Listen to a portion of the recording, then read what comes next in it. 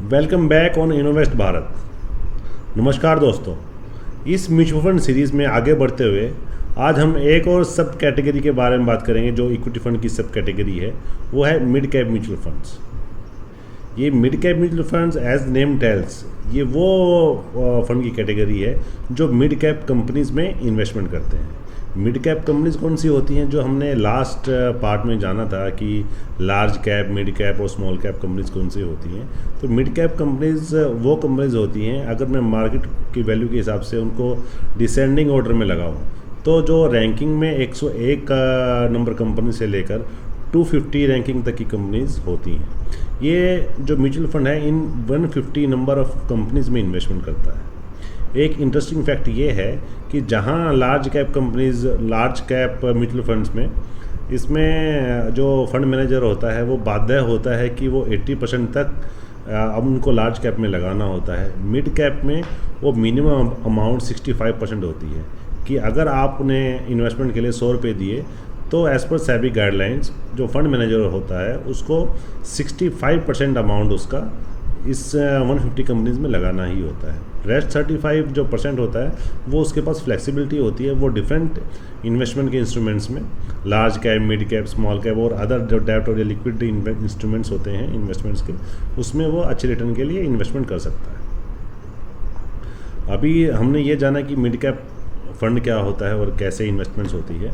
आओ इस mid cap fund के बारे में और जानकारी लें 7 पॉइंटर्स के माध्यम से, जिससे और क्लैरिटी हो कि क्या इसके प्रोज एंड कॉन्स हैं। फर्स्ट पॉइंट है कि ग्रोथ पोटेंशियल।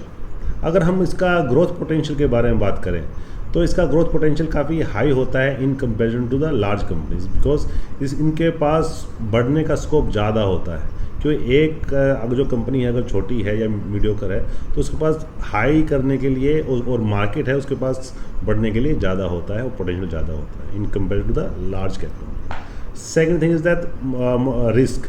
अगर हम रिस्क की बात करें तो लार्ज कैप कंपनीज में रिस्क कम होता है और मिड कैप में लार्ज कंपनी से ज़्यादा रिस्क होता है, लेकिन स्मॉल कैप के कंपैरिजन में इसमें मॉडरेट रिस्क होता है। मतलब ग्रोथ का पोटेंशियल हाई है, रिस्क थोड़ा मॉडरेट रिस्क है in comparison to the small cap companies. Third thing is that diversification. जो डाइवर्सिफिकेशन है ये एक जो रिस्क है उसको कम करने के लिए काम आता है। तो जो ये 150 कंपनीज है किसी एक सेक्टर और एक थीम के अंदर नहीं होती, ये डिफरेंट सेक्टर को कैटर करती हैं। तो जो मिड कैप कंपनीज में अगर इन्वेस्टमेंट करते हैं फंड मैनेजर्स तो ये डाइवर्सिफाइड पोर्टफोलियो बन जाता है, जिससे जो रिस्क है वो कंट्रोल किया जा सकता है। Fourth thing is that high returns.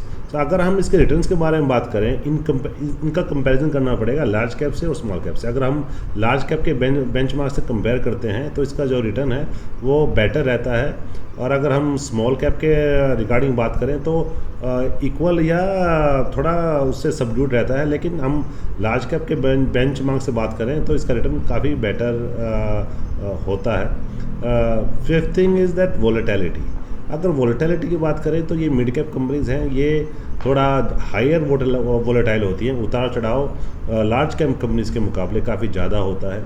तो इसलिए अगर हम इन्वेस्टमेंट होरिजन की बात करें तो इसका इन्वेस्टमेंट होरिजन कम से कम 5 से 10 साल का होना चाहिए, जिससे जो ये मिड कैप फंड है बेटर रिटर्न देने के लिए वोलेटिलिटी को सबड्यूड करते हुए एक अच्छा रिटर्न दे पाए। तो इसमें जो इन्वेस्टमेंट का होराइजन होना चाहिए वो कम से कम 5 से 10 साल का होना चाहिए, जिससे बेटर रिटर्न हमारे मिलने की ज़्यादा संभावनाएं हो जाती हैं। तो इस वीडियो के माध्यम से हमने मिड कैप फंड के बारे में जाना।